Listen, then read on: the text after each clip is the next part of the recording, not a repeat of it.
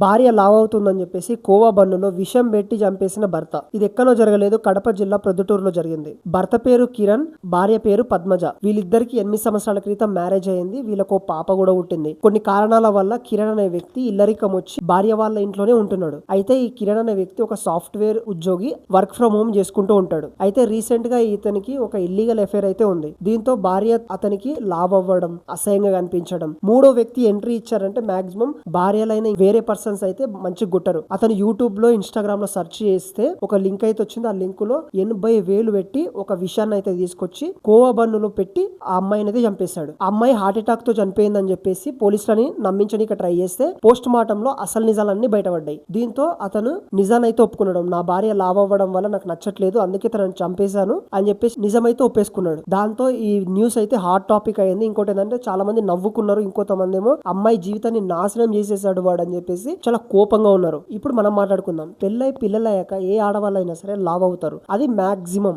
భార్యకి సపోర్ట్ గా ఉండాల్సింది పోయి భర్తనే ఆ విధంగా చంపేస్తే పొద్దుగాల పెళ్లి చేసుకోవాలనుకున్న చాలా మంది భయపడతారు అమ్మాయిలు. కాబట్టి కొంచెం అన్మెచ్యూర్ కాకుండా మెచ్యూర్ మైండ్ తో ఆలోచించి నిర్ణయాలు తీసుకోండి. కంటెంట్ నచ్చితే లైక్ చేయండి, అదేవిధంగా సబ్స్క్రైబ్ చేయండి. నేను ఉన్నానని మాత్రం అస్సలు మర్చిపోకండి.